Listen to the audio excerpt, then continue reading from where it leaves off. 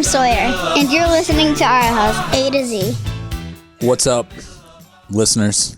Our House A to Z. Everybody. I almost said His Providence. What's up, His Providence? Funny. That's so weird. My brain was somewhere else. Babe, we're back on our community. house. Our community is the same. I mean, let's face it. Like the same community. Even people who don't go to our church but who are listening to this, I still consider them part of His Providence. It's like that's not fair to them. Our house. That's not fair. You know what? I bet if we took a poll, people would be excited to be considered part of HPC. Okay. There's a lot of exciting stuff going on here. Speaking of exciting stuff. What you got? I feel like there's been so many exciting things. Okay. We have a new mouse in the house. Hi, everybody. That's been So exciting. That's been very exciting. I'm going to say we had a new mouse. I hope to say had. By the time we'll see. I want to give a big shout out to Vincent Palazzi and Bay State Pest Control because he gave me a baggie of what he called the good stuff, which was somebody's definitely just going to cut and paste that into like your documentary. The good stuff. Wait, why do I have a documentary? I don't know. I don't know either, but it doesn't sound good. I say that as I'm looking at the MAGA hat on my desk. I'm like, oh yeah, that's going in the documentary too. So end of day, he comes by. I say, Vinny, I've got a problem. We've got mice. Something is in the attic scurrying around. And he takes out this thing that's like hidden under a fake floorboard in the back of his truck. And he fills up a little plastic baggie with the quote unquote good stuff. The good stuff. Barbaric. And apparently it's like top shelf, black market, like industrial grade rodent killer. Yep. So, and you actually observed this mouse I eating. saw it run by last night. I ran into the room. I looked under the table, and there it was, and it was going right to its little feast there. Put to death. Eating it, and it's a little bit sad to watch. Yeah, it is. Like I felt a little bit bad. Like there was a little mouse trap set up, and I was like, that could have been a quicker death for you. Now you have to go through this. It's a rite of passage. But here we are. I will be the first one to say that if there was a way to eradicate them without killing them, I would do it. Because I think mice are kind of cool. I know, and they're honest. cute, and it's like Cinderella.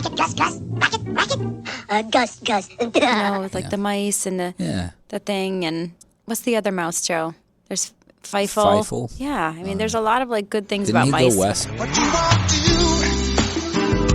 do? Or something? He definitely went west. Yeah, that's what I thought.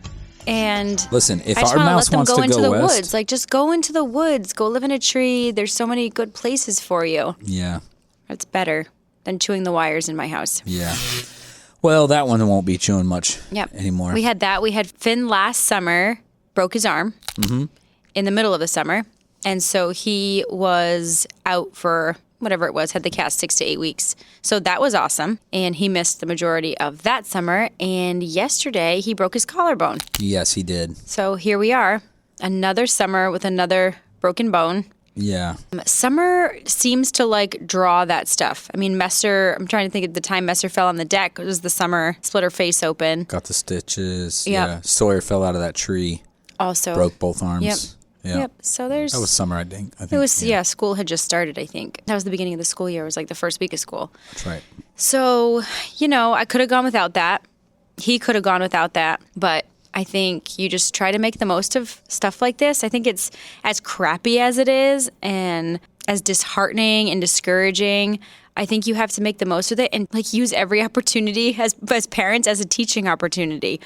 Like how do we navigate this? How are we going to navigate this season? It's really crappy. It's not a choice you made, but stuff happens. Yeah. And people make mistakes. We ourselves make mistakes. And you know what? Things don't always go according to plan. A lot of times stuff comes up in life where you have to miss out on other things. Yeah. And that's part of life, unfortunately. And it happened, like he was at the beach with friends. And it's like, well, you don't want to lose those experiences either. It's not like, oh, I broke my leg because I got hit by a bus, so I just won't walk out in the street anymore. It's like, no, these things happen when you're just doing fun things. You're climbing trees and you're, jumping off of things. And so it's all part of the game. But anyway, the old collarbone, no cast necessary, no surgery necessary, just a sling for don't long move time. it.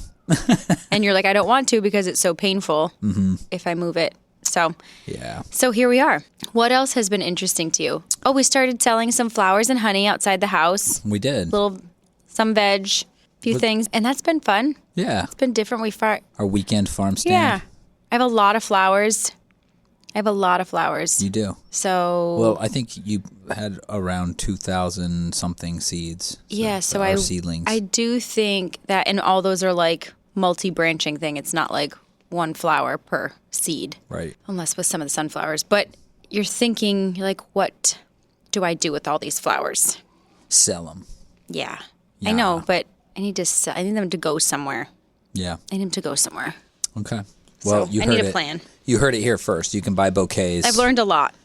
This year. You can buy bouquets at our farm stand. Mm-hmm. You can also buy honey. That is the best honey you'll ever eat in your wow. world. Anyway, I'm like it biased. confident. I'm biased, but I think it's good. Also, while we were gone, we celebrated our 16-year anniversary. How sweet it is to be loved by you. That happened. That was less than a month ago. It was Yeah. a couple weeks ago. And I'm just going to let you know now, I didn't post anything about it. Oh. I haven't really posted anything about Okay. anything. Summer, vacations. What have you posted Anniversary. about? I don't know. I don't really remember. I like this. I like if you're coming away from social media. Is that what that means? No, probably not. I've Pulling never really away. posted anything. But every once in a while, a story. But here's the deal. Yeah. 16 years. Do you remember at 7 years and people saying, oh, the 7-year itch? Do you remember people saying that? I do because I was just doing premarital counseling with a couple and I brought up the 7-year itch. Why'd you bring that up? Don't you Because feel it's so negative? Yeah, but I was saying like people will say these things. Yeah. They'll say the first year is the hardest, the 7-year itch. I said, but what you're going to find is that like you guys will encounter things at different seasons. For sure. Because I don't remember the 7-year itch and I don't remember the first year being the hardest. I told them, I said, I remember marriage getting hard when Messer was born with those health problems. Like Okay. when she had like this stuff and we had all those tests done. And then it feeling like, oh, our third kid is like when our life started to change a little bit. Okay, interesting. And that was like when we started to be like, oh, I have a ministry opportunity and you can't come. That was like, oh, and so I think that was harder on our marriage than anything up to that point. Yeah. And you were like, see ya. No, I didn't. You're still like, see ya. See ya. Wouldn't want to This is be ministry. Don't fun. stop my ministry. Have fun being a mom and keeping the house clean. Sucker. You're laughing. You're laughing, but I had a lot of those Yeah. thoughts of you over the I'm years. sure you have. So, But no, I don't remember the 7-year itch. I don't really get it. I don't know if you're just like, oh, I'm kind of getting bored. Is that it? is it? I think Is that so. what, Or usually you just when kind of people like. say you get an itch, Well, it's like I for think what a something. lot of people say about marriage is that a lot of times you go into a marriage and people could be like high on emotion. You know what I mean? Like you have like the romantic stuff going on, the butterflies, the emotional part of love. Yeah. So I think the 7-year thing is like, hey, that part has probably faded by 7 years where it's like not all just like rainbows and butterflies. You've gone through like some hard things. And at some point you have to like realize that takes effort. It takes intentionality. Like you can use the word work. I guess work is correct, but I like intentionality better. And that's kind of what we're going to talk about today a little bit. Yeah. And being intentional in marriage, keeping it fresh. Fresh and so clean, clean. Yeah. Do you feel like our marriage is fresh? Define fresh. I don't know because I don't know if I don't know what's fresh. Fresh and so clean, clean. Just exciting or new?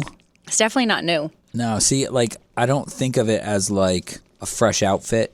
I feel like it's something I'm like It's fresh. really comfortable in. Yeah.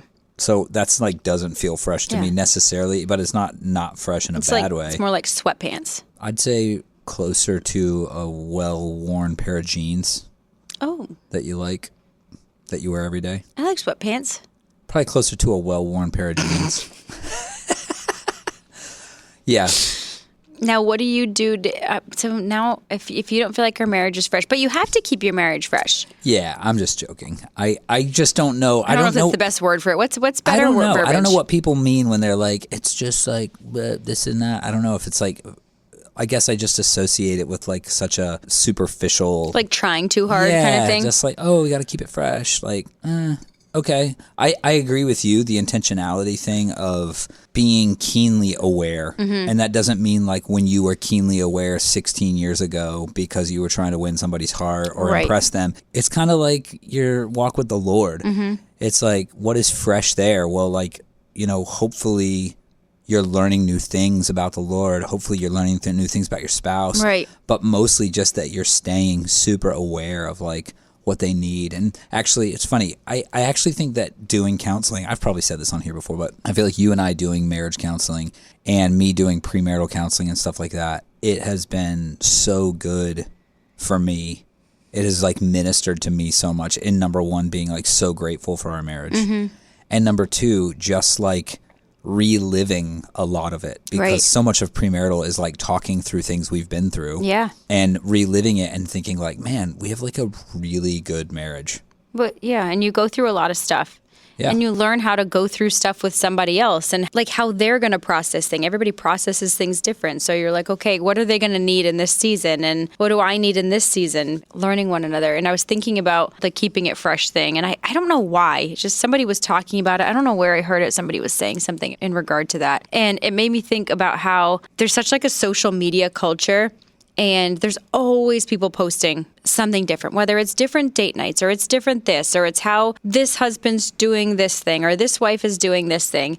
And although there can be like cool things like gleaned that way, I do wonder if it sets up a lot of false hope and false expectations for like people thinking like, well, if I do this, like this husband responded this way and this is going to be what like helps my husband or what like speaks to him. And it's like people are so different. And Yeah, social media is just the new Hollywood. It's like what people used to see a movie or a show and be like, oh, if I do this, if I wear this, Exactly. if I say this, then this is going to give me that like Yeah. Hollywood outcome. Right. But it's like social media is just the new.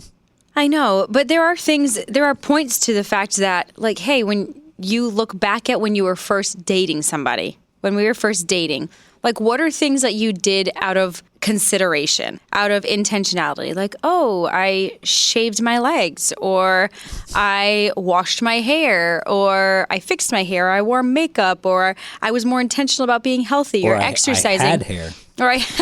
Well, some things you can't fix, some things you can't change. But I think for the things that you can be intentional with, I don't like when people say, oh, they like let themselves go. Or Most Do you people know what don't I say mean? that about themselves. they don't say it about Most themselves. people say it about other people. They're like, oh, wow, they really let themselves go. Nobody's like, I let myself go. You know what? I said to heck with it. Over it. What? Yeah. No, I guess I feel like. Don't you think that's important? Yeah, I do. I absolutely do.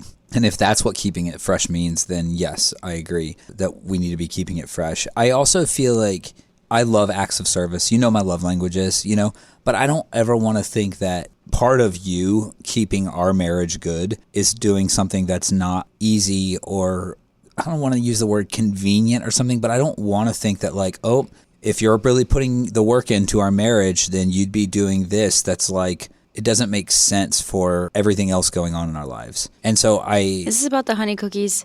No, you need to make the honey cookies. Absolutely. No, it's not. I'm going to that. make the honey cookies. It's not the honey cookies. But I guess I just feel like, oh, you're not spicing things up or like this, like that mindset. It feels like it kind of feels pretty selfish to me. And it's like, yeah, like we can all have in our heads this like, oh, wouldn't it be awesome if, and that's whether that comes from social media or it comes from whatever. Right. It's like at some point we also have to understand that this person's like already giving their whole lives for us. Hopefully. Yeah, I mean, within like reality. So what more do you want? Like, what do you expect? Yeah. I don't know. Like, I know I have expectations and they're not always fair to you and they're not always realistic, but I certainly don't have expectations that you're going to just be like super creative and come up with like all these really like exciting things for our marriage. Like, Do you want me to? those are things we do like together too. We like have a plan and then we do it, Well, you have a plan and then I do it. Same thing. Begrudgingly or not. Same thing. I don't know. You know what I'm saying? Yeah, I think so. Well, you know, and we'll counsel people sometimes, we'll be like, oh, well, what did you guys like used to do? Like, what used to keep you connected? Like, what would be the things that you guys did together? And it's like, oh, we stopped doing all of those things together. Yeah. And marriage definitely comes in different seasons. Yeah. There's like before kids, there's after kids, or maybe there's just like, hey, before that job, this job really changed a lot of our dynamic and time together and all of that. So I think when there are things that bring you together, I think you have to be really careful to always have things in each season of your marriage that bring you back together. Yeah, that's good. And they That's can a good always word. look different. They don't always have to be the same thing. Well, we hike together, so we're going to hike together forever. No, that might not be the case. Somebody could go through like a physical ailment and they can't hike anymore. So now, like, what is it that you're doing intentionally to have time together? Yeah. No, that's really good. Because without that, you don't really have a marriage. Right. I mean, it's like, again, not to always do this, but I mean, I am a pastor. Like, you don't have a walk with the Lord if you're not doing anything with the Lord. You're not walking with the Lord. It's not your Christian faith if your faith isn't required of you on the reg, you know? So I feel like that's how we should see our marriage. If we're loving our wives like Christ loved the church, which, yes, I know we're probably falling a tiny bit short of that. But if that's our goal, if that's our intention, then we have to log the time. Right. You know, we have to learn each other. And when, you know, you brought up that honeymoon stage, and if people get that for 7 years, then that's awesome. If they get it for 7 months, okay. If you get it for 27 years, even better, whatever. But that was never meant to be real life. Yeah. I think that is a stage when you learn each other and you're more ready to die to yourself for the purpose of learning each other. And what's crazy is, especially, and like, it's easier for me to talk about you, but you're like a very sacrificial person. You kind of like default to sacrificing. And I know you've talked on here before about how there may still even be pride tied up in that, or like it's stroking something to like be a martyr or whatever you've said in the past. But like, from my perspective, you can be quick to make sacrifices. At the same time, so like in that early season of us, whether it was engagement, pre-engagement, early marriage, you'd make sacrifices because you were in that time of like being eager to die to yourself to like see what kind of result it had with the other person. And I was too. And then you're like, oh, over time, it's like, well, that person doesn't actually care that much about that. Right. Actually, this means way more to them. Like, I could buy you extravagant gifts and you're kind of like, well, I'd rather hang out. Like, I'd rather spend quality time together. I'd rather have that money in the bank account. Yeah, rather see those dollars in the bank account. And so I think that over time, you start to learn the other one, and it creates something that can actually be consistently satisfying, consistently fulfilling in how you're serving the other person, instead of like, well, I don't know what their love language is, so I'm just going to keep loving them in all 5 and add a few more in as they come to mind. You know, and I'm just going to like do everything I can possibly do to serve it. And then it's like, well, actually 80% of that. I want you to try that. 80% of that isn't even getting off the I want ground. all 5. So, and I guess there's a part of me that sees like, I don't look back at the honeymoon stage and say, oh, I wish I had that again. Yeah. I loved it, but I also know that wasn't what was meant to be like our marriage. Right. I agree. I'm trying to like think right now, and I should have thought this through more before this podcast, but we only decided on this right before it. So I'm trying to think of ways like that our marriage has shifted in different seasons and how it's like looked differently. Yeah. You know, and it does. I mean, going through having a lot of kids and everything that went on with the church and ministry and all of that and the busyness, I think our challenge always comes in that we spend a lot of time together working. And it's not all bad. It's not all bad, because I think there's like a lot of like good, there's a lot of conversation, there's a lot of quality time, but usually it's like work related. It's like, oh, well, we led worship together before we got married and we still lead worship together now. That's something that like never changed. But what would be some things? I feel like we went out a lot more before. Yeah. And we probably, neither of us really want to go out anymore. Right. So what do we do for fun? What do we do? We don't do anything for fun. I mean, you beat us all at board games, me and the kids. So that's fun. Wow. You mop the floor with all of us, so there's that. I can't believe you're doing this right now. Well, I think it's time that you... He's being super sarcastic because he was really mean in Monopoly the other night. I was no such thing. You were very mean. And I would also like to say this. I was no such thing. I would like to say this. We were playing a family game of Monopoly. All 6 of us were playing. Zach and Finn had some sort of alliance going on, which was super painfully annoying. where they're like, oh, we don't charge each other. We just want just the two of us to be playing this game. We want to kill all the rest of you and just have us two. That's not So you true. had that going on. Here's the deal. I had a lot of money and good property and houses. And what did you do? I said, I'm going to call it for the night. It's all coming out here now. And what did you do? What did you say? As soon as I said, I'm going to call it for the night, I'm going to get ready for bed. It was 10 o'clock at night. What did I say? You said, clean up all mom's stuff and pass out. It was like I had died and you were just passing out all of my money and houses. Nope. Yes, you guys No, did. the You cleaned boy- it up. You said, clean up all of her stuff. And know what you did from there? You guys stopped playing. You said, we'll finish later. You didn't even keep playing. So I could have played later too, but you cleaned up all my and Messer's stuff. Babe, anybody And at then that you guys table... walked away and said, we'll finish the game later. And I was like, if you were going to finish the game later, why didn't you clean up our stuff too? You totally kicked us out of the game. That was so rude. Anybody that was sitting at that table could tell by your disposition that you did not want to have anything to do with that game anymore. Only not because that of your night alliance. or the next day. Only because of your alliance. And It was nobody super took annoying. your stuff. I put all your money back in the bank, and we put all your properties back on the wheel. So fast because you wanted it. No! So you did it I so didn't fast. I didn't buy anything of yours. Don't you think it's weird that you cleaned up my whole thing and then you guys stopped playing? No, I don't. And then left the game out for just the three of you to keep playing? The intention was to keep playing, but then we had to do dishes, and then we did dishes, and then it was like, nobody feels like going back to it. Uh-huh. Or at least I didn't. Mm-hmm. You guys were afraid. We were. You were afraid that I was going to beat you even with your alliance. No, we don't really know how to play a game without you because we don't know what it's like to win. So we're like, somebody else has to win now, and that doesn't make any sense because only mom wins. Now you're just patronizing me. All I do is win. So anyway, little peek inside our family game night there. What a blessing that was. What a powerful time together as a family. Just Little anyway, Monopoly. yeah.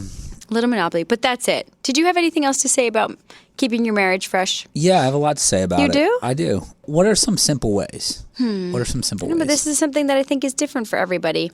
But I think it's nice to hold hands in the car. I've talked to some couples that go on walks together, and it's very good for them because their kids aren't with them; they're at the house or whatever. And so, some people do that daily, and it's just like a time to have a conversation, and We go on walks. We go on try walks. to. I like our walks. Yeah. we got poured on, dumped on. Amy did too. Amy DeRozier. got hosed. She was on a walk at the same time as us. That She makes me messaged feel me better. after she just got stuck in the rain. That makes me feel better. Just kidding.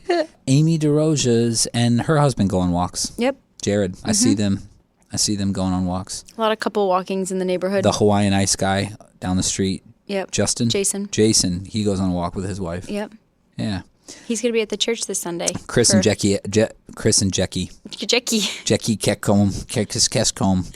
Chris and Jesse, they do Chris walks and Jesse together. go on walks together. Yep. Yeah. That's actually where I got the idea. I was like, oh, Ashley is going on these walks. I should probably go with her. Because Chris was like, I go on walks with Jesse. She doesn't want any quiet time. She doesn't want to listen to her podcast stories. her 20 minutes alone. Let me rob you of your quiet time. Folks, I just want everybody to really gather here what's going on, what's really happening. This is how we keep our marriage fresh. This is how we do it. But no, you're right. So different things for different couples. You said holding hands in the car. Yeah. Well, I think it's nice to just be like, hey, I'm still into you. Does that make you feel like I'm still into you when I reach over and hold your hand in the car? Or you just feel like it's old hat now? I don't Maybe know. it would be good for somebody that didn't do it anymore and then they did. Did it. Yeah. What do you think? Did we ever stop holding hands in No. the car? I don't think we did. Just- we stopped doing other things in the car. I knew I you? never should have bought that Volvo. It still goes down as a big fail. Anyway, at the end of the day, it's just good to ask each other. And that's kind of what, I know it's funny how often we circle back to premarital topics in here, but there's so many books written about communication, and it's for a reason. People say cliches are cliche. Actually, Steve always says that. Steve Paiva, one of his lines that will go down. Cliches are cliche for a reason, and it's true. Cliches are cliche for a reason. It's true. They're cliches for a reason, because there's truth to them, and I think that the communication thing is so true. rediscover. You want to know how to freshen up your marriage? Like rediscover how to talk to each other.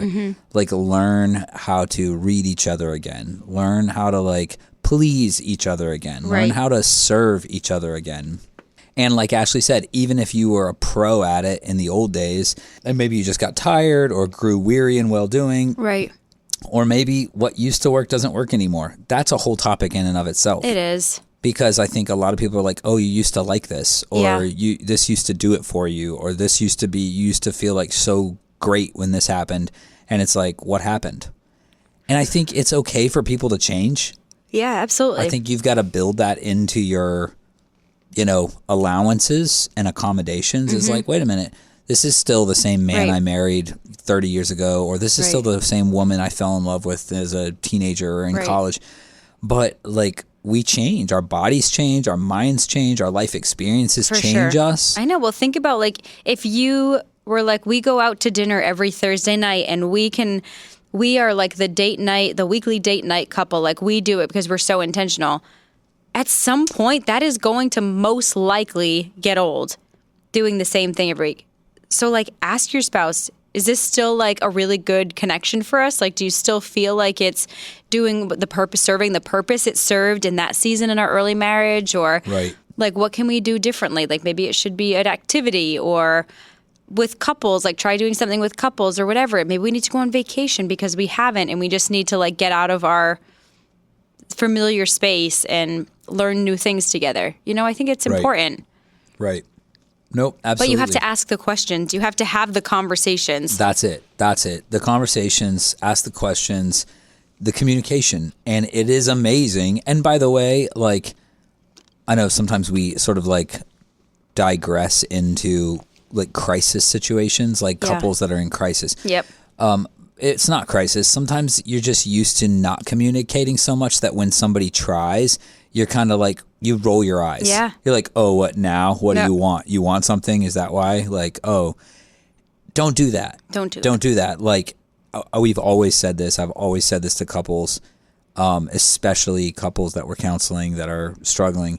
Like, treat an inch like a mile.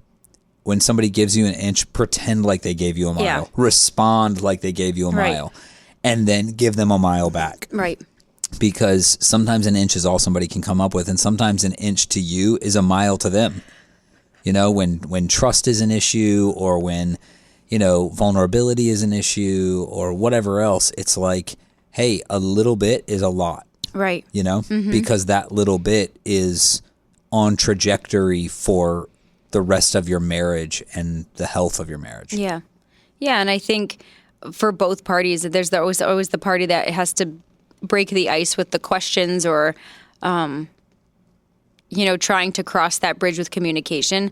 I think try your best to not let it be like laced with a ton of sarcasm, or like, try not to project their answer and what you think their response will be. Like give people the opportunity to respond, or like think about what you're asking.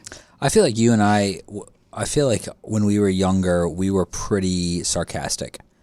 Like, We're still pretty sarcastic, babe. is it okay? So I we think haven't so. softened. So we've either softened our sarcasm, or we've hardened. Oh, We've more like calloused our hearts towards each other's sarcasm. One of the two's happened, because I don't feel like either one of us is as my sarcastic. heart is as- callous to your sarcasm. Yeah. Well, whatever it is, it's working. So whatever it takes. I don't know. Do you but think we were more sarcastic? I don't know. I feel like we were more bitey. We were more quick to like. Really? Okay. We I feel both- like I you're think- saying that like trying to be really like nice, but you're really talking about me. No, it was both of us. Just say it. Am I less catty now? I think we both were more, and we both are less now. I wouldn't say catty, Praise the Lord. not catty, but I know. like, I don't feel like either of us like ever been bitey. catty. Like we'd be like shoot quick like comebacks at each other Okay. earlier, and now we like maybe still do, but we just laugh. It's better than all the time I spent crying. Keeping it fresh. We're just keeping it fresh. Yeah, and so I think that's it. I don't think there's like a quick fix to like, I think sometimes when you see it in movies or like, on social media or whatever, it's like, oh, I baked him his favorite this, or I wore this sexy outfit to bed, or I bought her flowers and I haven't in a long time. And it's so often like the fresh thing is like something like a tangible. But I feel like the fresh thing is more like something you mix in that is sometimes unnoticeable. It's not always like the tangible thing, because the tangibles come and go, right? Like flowers, great. Yeah. They're beautiful and they're a reminder. And if your wife is really blessed by that, then by all means do it. If you feel like you want to like surprise your husband with something nice or whatever, or sexual or whatever, awesome. High five. I'm sure he'll love it. But you're going for sustainability. Yeah. Not a flash in the pan. And when you have something sustainable, like the flash in the pan's awesome and exciting, but it doesn't leave somebody hungry. The sustainability is like, oh no, there's a meal in the pan too. And so I think that has to be a more serious consideration than, oh, what's a quick fix to get her attention or Right. to get his attention. Does that make sense? Yeah. I love how far you can take a metaphor, babe. I love that. It's Well, great. Good. There's a whole meal in that pan. It's a whole meal in there. Sustainability. Yeah. I like it. Good. I like you. And we love you, our house. Thanks for coming over. To 16 years of marriage, babe. Yeah. We should probably pray. Okay. Lord, thank you. We thank you for marriage. We thank you, Lord, that ultimately you're the one with new mercies every morning. God, you invented keeping it fresh. And so I pray that we would have that same fresh grace, fresh mercy, that we would walk in that same fresh compassion and consideration and thoughtfulness and sensitivity to each other. And Lord, that our marriages would bear the mark of resurrection life and, just the fruit of the Spirit on all fronts. And so we continue to surrender all that we have to you, our marriages to you. We hold them up to you. We pray over, Lord, our community here and just all the folks that, even the ones, Lord, who aren't married yet, who are maybe pretty close or who maybe don't feel like they are at all, but Lord, the ones that you're working in, that you're speaking to, that you're singing songs over, Lord. So we just, we thank you for it and we love you. In Jesus' name, amen. Amen. Our house, friends and family, thank you for stopping by today, and we'll see you next Friday on Our House. This is Messer. And I'm Willa. This is our house from A to Z. Thanks for coming over.